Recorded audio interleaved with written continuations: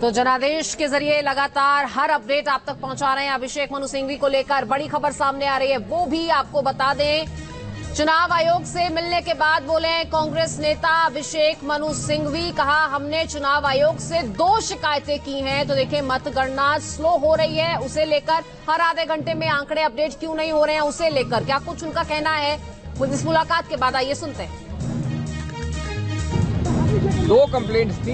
एक तो कि संसदीय क्षेत्र के अनुसार ऐसा कोई अपडेशन नहीं है ही नहीं, और दूसरा जो असेंबली सेगमेंट्स के अनुसार राउंड बाय राउंड आता है आंकड़ा, वो भी बड़े विलंब के साथ अपडेट हो रहा है। ये 2 मुद्दे थे। तो हमने कहा इससे एक प्रश्न चिन्ह उठता है, चुनाव के जो पूरी एक स्पष्टता होती है और निष्पक्षता होती है, उस पर अननेसेसरीली बिना कारण के एक प्रश्न चिन्ह उठता है।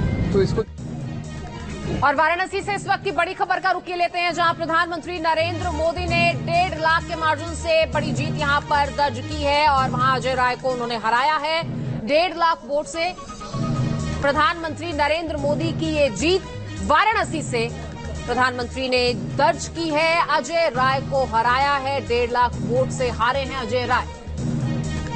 ये यूपी का मिजाज क्या है? 1.5 लाख वोट, वाराणसी, पीएम मोदी, मतलब कुछ और यूपी वालों ने सोच रखा था, जहां से एक तरफा जीत की बात हो रही है। हाँ जी, और देखिए कि जब हम लोगों ने अपना सर्वे किया था तो हमने ये डिसाइड करा था कि वाराणसी वहाँ सीट है जहाँ की सर्वे करने का कुछ फायदा ही नहीं है, क्योंकि पहले 4 लाख से ऊपर का मार्जिन था। तो और वही देखें, अगर हम वो देखें लखनऊ देखें तो लखनऊ में भी लास्ट टाइम मार्जिन बहुत ज़्यादा थे, और ऐसे कम से कम 40 सीटें थी जहां 2-2.5 लाख से ऊपर का मार्जिन था।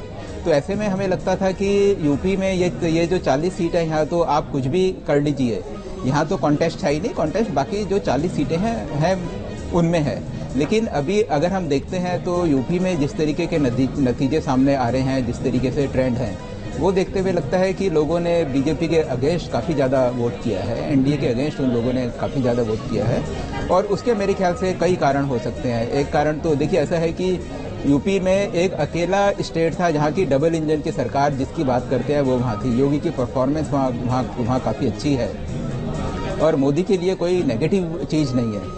तो फिर ये मेरे ख्याल से सोचना पड़ेगा, बीजेपी को भी मंथन करना पड़ेगा कि यूपी में उनकी ऐसी हालत कैसे हुई। क्या इसलिए तो नहीं हुई कि योगी को उन्होंने साइड में कर दिया? क्या इसलिए तो नहीं हुई कि जो इन्फ्लेशन, बेरोजगारी, वो मेरे ख्याल से बहुत बड़े मुद्दे थे जो कि यूपी में, क्योंकि कांग्रेस और समाजवादी पार्टी बहुत एक्टिव थी, बहुत अच्छे तरीके से वो ये मुद्दे सामने लेकर आई।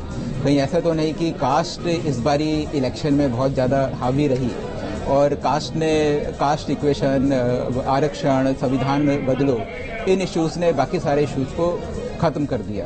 पर जो भी है, ये जो यूपी में जो भी ट्रेंड चल रहा है, मेरे ख्याल से बीजेपी के लिए एक बहुत बड़ा सेटबैक है। बहुत बड़ा सेटबैक है। और ये भी देखना है कि अब आगे क्या